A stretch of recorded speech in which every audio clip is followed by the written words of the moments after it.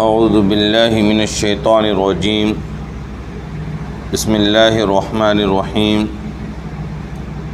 والصافات صفا فالزاجرات زجرا فالتالیات ذکرا ان الہکم لواحد رب السماوات والارض وما بینہما ورب المشارق انا زینا السماء الدنیا بزینۃ الکواکب وحفظا من كل شیطان مارد لا يسمعون إلى الملأ الأعلى ويقذفون من كل جانب دحورا ولهم عذاب واصب إلا من خطف الخطفة فأتبعه شهاب ثاقب۔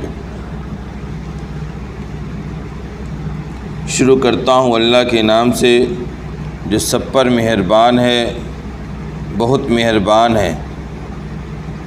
قسم ہے ان فرشتوں کی جو صف میں کھڑے رہتے ہیں، جو صف باندھ کر کھڑے رہتے ہیں، اور ان کی جو روک ٹوک کرتے ہیں، ان کی جو ذکر کی تلاوت کرتے ہیں۔ تمہارا معبود ایک ہی ہے جو آسمانوں اور زمین اور ان کے درمیان کی چیزوں کا رب ہے، اور ان مقامات کا بھی رب ہے جہاں سے ستارے طلوع ہوتے ہیں۔ یقیناً ہم نے قریب کے آسمان کو ستاروں سے زینت عطا کی اور ہر شریر شیطان سے حفاظت کا ذریعہ بنایا۔ اوپر کی جہان کی باتوں کو یہ لوگ نہیں سن سکتے اور انہیں ہر جانب سے مارا جاتا ہے، دھتکارا جاتا ہے، دھکے دیے جاتے ہیں اور ان کے لیے دائمی عذاب ہے۔ البتہ جو کچھ اچک لے وہ الگ بات ہے، پھر اس کے پیچھے ایک روشن شعلہ لگ جاتا ہے۔ سورہ صافات کا آغاز ہو رہا ہے۔ اس سورت کے اندر 182 آیتیں اور 5 رکوع ہیں، اور یہ مکی سورت ہے۔ سورہ صافات ایک مکی سورت ہے اور اس کے اندر 182 آیتیں اور 5 رکوع موجود ہیں۔ آپ نے دیکھا ہوگا کہ عام طور پر جتنی بھی مکی صورتیں ہیں ان کے اندر زیادہ تر جس موضوع کا انتخاب کیا گیا ہے وہ ہے اسلام کے بنیادی عقائد، یعنی توحید، رسالت اور آخرت کا اس بات۔ اس کے بالمقابل مدنی صورتوں کے اندر زیادہ تر احکامات، غزوات وغیرہ کا تذکرہ کیا گیا ہے۔ ابتدائی میں مکہ مکرمہ میں ہجرت سے پہلے جتنی صورتیں نازل ہوئی ہیں، مکہ میں ہوئی ہوں یا مکہ سے باہر ہوئی ہوں، لیکن ہجرت سے پہلی جن صورتوں کا نزول ہوا ہے اس میں عام طور پر توحید، رسالت اور آخرت کا اس بات پر زور دیا گیا ہے۔ اس صورت کے اندر بھی یہی موضوع مرکزی ہے۔ اس میں بھی توحید، رسالت اور آخرت کے اس بات کے سلسلے میں دلائل پیش کیے گئے۔ خاص طور پر اس صورت کے اندر کافروں کی ان غلط عقیدے کی تردید کی گئی ہے جس کے اعتبار سے یہ بات کہا کرتے تھے کہ فرشتے جو ہیں وہ نعوذ باللہ اللہ تبارک و تعالیٰ کی بیٹیاں ہیں۔ فرشتے کیا ہیں؟ اللہ کی بیٹیاں ہیں۔ اس غلط عقیدے کی تردید بھی اس صورت کے اندر پیش کی گئی، اور حضرت موسیٰ علیہ السلام، حضرت الیاس علیہ السلام، حضرت نوح علیہ السلام، اسی طریقے سے اور دیگر انبیاء کرام کے واقعات کو بھی مختصر انداز میں اس صورت میں پیش کیا گیا ہے۔ اور خاص طور پر ابراہیم علیہ السلام کو جو یہ حکم دیا گیا تھا کہ اپنے بیٹے کو کیا کریے، آپ ذبح کیجئے، اس پورے واقعے کو بھی انتہائی تفصیل کے ساتھ اور مؤثر انداز میں سورہ صافات کے اندر پیش کیا گیا ہے۔ اور اس سورت کا جو نام رکھا گیا ہے سورۃ الصافات وہ اس سورت کی پہلی آیت کی مناسبت سے رکھا گیا ہے۔ ابتدا کی جو 3 آیتیں ہیں جس کے اندر کہا گیا قسم ہے ان کی جو صف باندھ کر کھڑے رہتے ہیں، ان لوگوں کی جو روک ٹوک کرتے ہیں، ان کی جو ذکر کی تلاوت کرتے ہیں، اس سے مراد فرشتے ہیں۔ کون ہے؟ فرشتے ہیں۔ مطلب یہ کہ قسم ہے ان فرشتوں کی جو صف باندھ کر کھڑے رہتے ہیں، ان فرشتوں کی جو روک ٹوک کرتے ہیں، یعنی شیطان کو آنے نہیں دیتے ہیں اور ذکر کی تلاوت کرتے ہیں۔ ان فرشتوں کی قسم کھا کر اللہ آگے کہہ رہا ہے کہ تمہارا معبود کیا ہے؟ ایک ہی ہے، ایک سے زیادہ تمہارا کوئی معبود نہیں ہے۔ میں نے یہ بات کہی ابھی آپ کو کہ اس صورت کے اندر خاص طور پر کفار مکہ کی اس عقیدے کی تردید کی گئی ہے کہ فرشتے کیا ہیں؟ نعوذ باللہ اللہ کی بیٹیاں ہیں۔ اس صورت کا آغاز ہی بسم اللہ سے ہوا، یہ بات رہ گئی، اور بسم اللہ کا ترجمہ آپ کے سامنے پیش کیا گیا۔ شروع کرتا ہوں اللہ کے نام سے جو الرحمن کا ترجمہ کیا گیا، سب پر مہربان، یعنی دنیاوی اعتبار سے رحمانیت کا تعلق مسلمان کے ساتھ ساتھ کفار سے بھی جڑتا ہے، اور رحیم کا ترجمہ کیا گیا بہت مہربان ہے، اور اللہ تبارک و تعالیٰ کی بہت مہربانی صرف مومنوں کے ساتھ ہوگی، اس کا تعلق یوم آخرت سے۔ بہرحال پہلی آیت کے اندر کہا گیا کہ قسم ہے ان فرشتوں کی جو صف باندھ کر کھڑے رہتے ہیں۔ یہ کب ہوتا ہے؟ جب اللہ تبارک و تعالیٰ کی طرف سے انہیں کوئی حکم دیا جاتا ہے، جب اللہ تبارک و تعالیٰ کی طرف سے کوئی حکم دیا جاتا ہے تو فرشتے ان احکامات کو سننے کے لیے بالکل صف لگا کر منظم انداز میں قطار در قطار کھڑے ہو جاتے ہیں۔ اسی طریقے سے فرشتے اللہ کی عبادت کرنے کے لیے بھی جو کھڑے ہوتے ہیں وہ صف باندھ کر کھڑے ہوتے ہیں، اور اس میں اس بات کی طرف اشارہ کر دیا گیا کہ کبھی بھی کوئی اجتماعی کام ہو تو اس میں غیر منظم بھیڑ نہیں جمع کرنا چاہیے، بلکہ نظم و ضبط کا خیال رکھتے ہوئے صف اور قطار میں لوگوں کو کھڑا ہونا چاہیے۔ اور ان کی جو روک ٹوک کرتے ہیں کہ ان کو شیطان کو آسمان تک پہنچنے یا آسمانی احکامات کے سننے کے سلسلے میں روک ٹوک کا کام کون کرتے ہیں؟ فرشتے کرتے ہیں۔ تیسری چیز جو ذکر کی تلاوت کرتے ہیں، جو ذکر کی تلاوت کرتے ہیں۔ اب آپ دیکھیے تو ان تینوں صفات کے اندر بندگی کا اظہار ہے۔ احکامات سننے کے لیے صف میں کھڑے ہو کر بالکل اطاعت و فرمانبرداری کے اظہار کے ساتھ اللہ کے احکامات کو غور سے سننا، پھر شیطان کو روک ٹوک کرنا کہ وہ دخل اندازی نہ کرے، اسی طریقے سے ذکر کی تلاوت کرنا، یہ ساری چیزیں کیا ہیں؟ عبادت کے زمرے میں آتی ہیں۔ اس سے پتہ چلتا ہے کہ بندوں کا، فرشتوں کا جو تعلق اللہ سے وہ عابد اور معبود والا تعلق ہے۔ کون تعلق ہے؟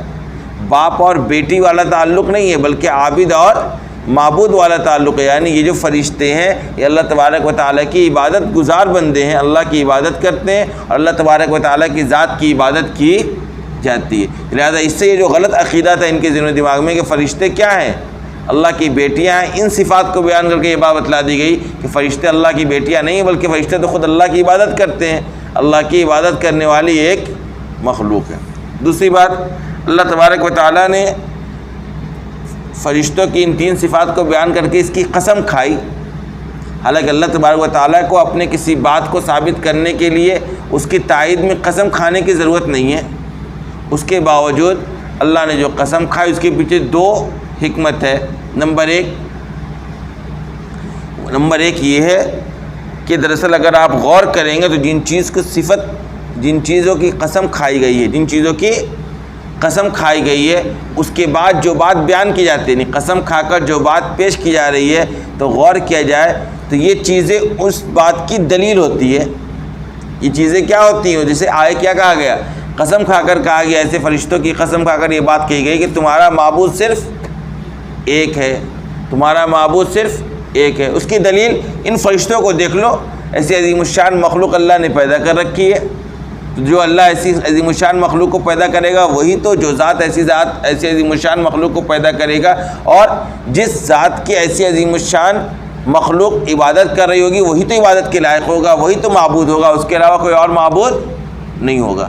ایک تو جو قسم کھائی جاتی ہے جن چیزوں کی، وہ دراصل آگے کہی جانے والی بات کی دلیل کے طور پر پیش کی جاتی ہے۔ دوسری چیز یہ ہے کہ کہ زبان عرب میں، عربی زبان کے اندر، لسان عرب کے اندر قسم پیش کر کے کسی بات کو کہا جانا دراصل فصاحت و بلاغت کی ایک اعلیٰ مثال ہوتی ہے، اور اس کے ذریعے بات کو تائید بھی حاصل ہوتی ہے اور مؤثر انداز میں آگے والی بات کو پیش کرنا بھی ثابت ہوتا ہے. چونکہ آگے جو بات کہی جا رہی ہے کہ تمہارا معبود ایک ہی ہے، اس کے لیے یہ قسم کھائی گئی. اس سے عرب زبان میں قسم کھا کر کوئی بات پیش کرنے سے اس بات کے اندر کیا ہوتی تھی؟ اثر پیدا ہوتی تھی. دراصل لسان عرب کا، کلام عرب کا اپنا ایک اسلوب ہے، اپنا ایک انداز اور اپنا ایک طریقہ ہے کہ وہ باتوں کو عظیم الشان چیزوں کی قسم کھا کر پیش کرتے تھے تاکہ اس سے زیادہ تائید بھی حاصل ہو اور کلام زیادہ سے زیادہ مؤثر ہو. تو اسی کی رعایت میں، اسی اسلوب، اسی انداز، اسی طریقے کی رعایت میں اللہ تبارک و تعالیٰ نے بھی یہاں پر یہ بات اس طریقے سے کہی. رہا مخلوق کا معاملہ تو مخلوق کے لیے اللہ کی ذات کے علاوہ کسی اور کا قسم کھانے کی اجازت نہیں. اللہ کھا سکتا ہے اپنی مخلوق کی کا قسم، لیکن بندوں کے لیے قسم کھانے کی نوبت آ جائے تو صرف اور صرف وہ اللہ کی ذات کی قسم کھائے گا. اس کے علاوہ نہ ماں کی کھا سکتا ہے، نہ قرآن کی کھا سکتا ہے، نہ کسی اور دیگر کسی چیز کی کھا سکتا ہے. لہذا کیا کہا؟ تمہارا معبود ایک ہی ہے جو آسمانوں اور زمین اور ان کے درمیان جتنی چیزیں موجود ہیں سب کا رب ہے. اور رب المشارق، اور ان مقامات کا، ان جگہوں کا بھی رب ہے جہاں سے ستارے طلوع ہوتے ہیں. ستاروں کے طلوع ہونے کی جگہ کہا جاتا ہے مشارق. کیا کہا جاتا ہے؟ مشارق. تو جن جگہوں سے ستارے طلوع ہوتے ہیں ان جگہوں کا بھی رب کون ہے؟ وہی اللہ ہے جو تم سب کا معبود ہے. کیا کہا؟ انا زینا السماء الدنیا بزینۃ الکواکب، کہ ہم نے قریب کے آسمان کو، یعنی آسمان کے ہی ہیں، سادہ آسمان ہے. انا زینا السماء الدنیا، دنیا کے معنی ہوتا ہے قریب. تو قریب کے آسمان کو ہم نے ستاروں کے ذریعے سجاوٹ عطا کی ہے. ہم دیکھتے ہیں جو قریب کا آسمان ہے اس کے اندر کیا ہے؟ ستارے طلوع ہوتے ہیں، اس سے آسمان کے اندر خوبصورتی پیدا ہوتی ہے. اور وحفظ من کل شیطان مارد، اور ہر شریر شیطان سے ہم نے اس قریب والے آسمان کو حفاظت کا ذریعہ بنایا ہے. یعنی جتنے شریر قسم کے شیطان ہیں یہ بس اسی قریب والے آسمان تک پہنچ پاتے ہیں، اس سے اوپر آسمان تک، اس سے اوپر جہان تک ان کی رسائی نہیں ہو پاتی. لہذا ایک تو اس آسمان میں کو عطا کی گئی ستارے، اس سے زینت عطا کی گئی، پھر یہی قریب والا آسمان شیطانوں کے اوپر جانے کے لیے رکاوٹ بھی بنتا ہے، حفاظت کا ذریعہ بنتا ہے. لا يسمعون الى الملأ الاعلى، یہ لوگ اوپر کی جہان میں جو باتیں ہوتی ہیں اس کو نہیں سن سکتے ہیں.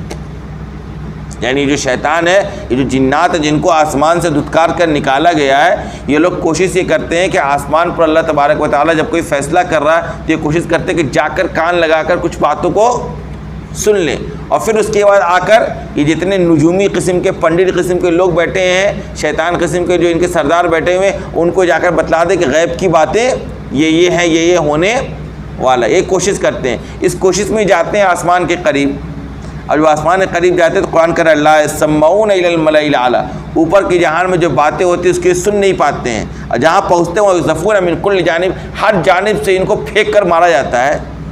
یہ جو آپ دیکھتے ہیں نا، یہ جو کبھی کہ ستارہ ٹوٹ رہا ہے، ستارہ نہیں ٹوٹتا ہے. یہ دراصل کیا ہوتا ہے؟ شیطان کوشش کرتا ہے کہ جا کر آسمان کی باتوں کو سنے تو فرشتوں کے ذریعے جو ستارہ آگ کا شعلہ ان کو پھینک کے مارا جاتا ہے. وہی آپ کو دکھتا ہے کہ ستارہ ٹوٹ رہا ہے. شیطان کو جو دھتکارا جاتا ہے اسی طریقے سے یقذفون من کل جانب، ہر جانب سے ان کو مارا جاتا ہے، دحورا، دھتکارا جاتا ہے. یہ جو آپ سنتے ہیں نا بجلی کڑک رہی ہے، بجلی جو کڑکتی ہے نا، اس کے پیچھے بھی یہی حکمت بیان کی گئی ہے. یہ دراصل فرشتے جو ہے شیطان کو کوڑا مار رہے ہیں اور بھگا رہے ہیں وہاں سے، بھاگو، یہاں کہاں چلے آئے تم؟ اللہ کے احکامات کو سننے کے لیے چوری چھپے. یہ کوشش کرتے کچھ بات جان لے اور جا کے اس کے اندر اپنی طرف سے کچھ ملا الا کر لوگوں کو پہنچا دے. کہا وَلَهُمْ عَذَابٌ وَاصِبٌ، اور ان کے لیے ہمیشگی کا عذاب ہے. ان شیاطین کے لیے، ان جناتوں کے لیے کیا ہے؟ ہمیشگی کا عذاب ہے. الا من خطف الخطف، ہاں کچھ باتیں جو کچھ اچک کر سن لے. ایسا ہوتا ہے نا، آدمی گزرتا ہے، کچھ بات ہو رہی تو آدمی کان لگاتا ہے تو کچھ باتیں اس کے کانوں میں آتی ہے، سمجھتا ہے نہیں سمجھتا، لیکن اس کو اچک لیتا ہے. کہتا نہیں میں نے یہ بات سن رکھی ہے، سترے سے مجھے یہ بات معلوم ہو گیا ہے نا. یہ شیطان ہے سترے، جو کہتے ہیں نا نیوز والے کہ مجھے سترے سے یہ بات معلوم چلا ہے، سورس ہماری یہ کہہ رہی ہے. وہ شکل میں کیا ہوتی ہے؟ شیطان ان کا سورس ہوتا ہے. تو ہاں کہا قرآن نے کہ یہ لوگ جاتے ہیں آسمان پر اللہ تبارک و تعالیٰ کے احکامات اور اللہ جو فرشتوں کو جو حکم دیتا ہے اس کو سننے کے لیے، سن تو نہیں پاتے لیکن کچھ باتیں اچکن لے کر چلے آتے ہیں. فَأَتْبَعُهُ شِهَابٌ ثَاقِبٌ، لہٰذا فوراً ان کے پیچھے ایک روشن شعلہ لگا دیا جاتا ہے. یہ وہاں سے بھاگتے ہیں اور ان کے پیچھے ایک روشن شعلہ ہوتا ہے جس سے جو ہمیں اور آپ کو دکھ رہا ہوتا ہے، اور یہ بجلی کی کڑکنے کی آواز بھی اسی کی ہوتی ہے کہ ان فرشتوں کو وہاں سے بھگایا جاتا ہے.